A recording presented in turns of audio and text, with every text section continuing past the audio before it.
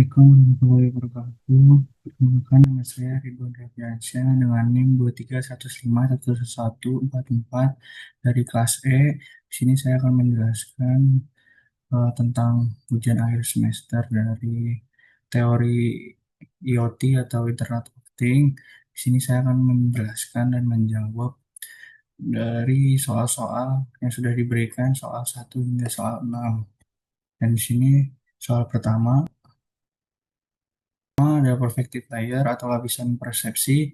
Ini adalah lapisan terendah yang berfungsi mendeteksi data dari lingkungan sekitarnya. Contoh perangkatnya adalah sensor suhu, sensor kelembapan, RFID, atau kamera CCTV.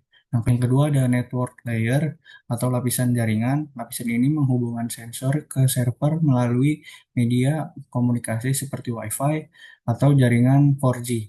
Contohnya adalah router Wi-Fi atau modul ESP32 yang dengan koneksi Wi-Fi. Yang ketiga ada aplikasi layer atau lapisan aplikasi. Lapisan ini adalah antarmuka pengguna untuk mengakses data atau sensor yang mengontrol perangkat tersebut. Contohnya adalah aplikasi smart home yang ada di handphone. Selanjutnya ada soal kedua.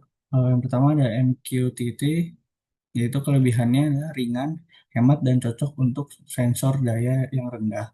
Kekurangannya adalah butuh broker server seperti Mosquito dan tidak untuk penggunaan file besar. Contohnya adalah monitoring suhu ruangan. Selanjutnya ada HTTP. Kelebihannya adalah protokol standar dari web. Nah, ini mudah diimplementasikan dan banyak tools yang tersedia. Kekurangannya adalah boros data dan lebih berat dibanding MQTT yang pertama.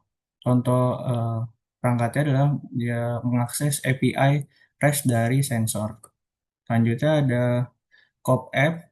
Ini kelebihannya adalah mirip dengan HTTP, tapi lebih ringan. Cocok untuk perangkat IoT yang lebih kecil. Kekurangannya adalah kurang cocok untuk aplikasi yang butuh jaminan pengiriman data yang kompleks. Contohnya seperti sensor lampu atau sensor pintu otomatis. Selanjutnya ada soal ketiga berikut. Selanjutnya itu ada Blink membuat dashboard mobile untuk kontrol dan monitoring perangkat IoT. Kedua ada ThinkWorks itu membuat dashboard dalam web yang lebih kompleks dan bisa memvisualisasikannya. Yang ketiga ada Firebase, ini menyimpan data sensor-sensor secara real-time di database cloud tersebut. Dan selanjutnya ada manfaat integrasi cloud itu kita dapat memantau dan mengendalikan perangkat dari mana saja atau istilahnya remote dan data aman tersimpan. Ada soal 4. Jadi pertama tantangan umum yang meliputi keamanan tersebut adalah banyaknya perangkat keamanan IoT itu yang masih kurang aman atau lemah. Lanjutnya ada update firmware yang jarang.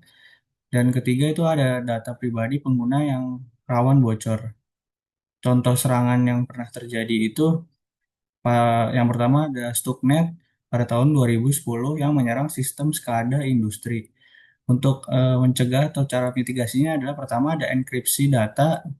Ini penting karena agar sulit dibaca oleh penyerang dan selalu pantau layanan atau aktivitas mencurigakan pada jaringan. Contoh kedua ada Mirai Botnet pada tahun 2016. Ini menyerang jutaan IoT device lalu melakukan DDoS ke server yang besar. Cara memitigasi, cara mencegahnya itu menggunakan password yang kuat agar tidak bisa di brute force dan selalu update firmware atau software secara rutin. Selanjutnya ada soal kelima berikut. Selanjutnya apa perbedaan sensor dan aktuator dalam konteks sistem IoT?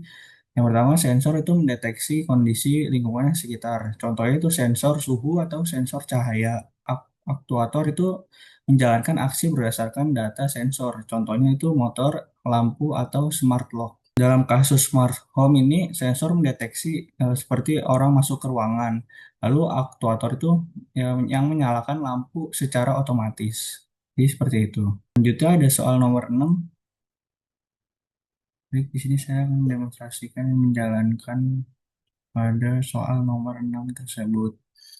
Di sini kita menjelaskan terlebih dahulu, ya ini pertama ada bagian include, ini bagian library-nya.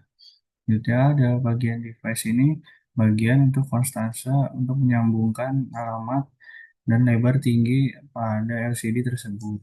Jadi di sini ada inisialisasi objek dan di sini ada waktu jeda.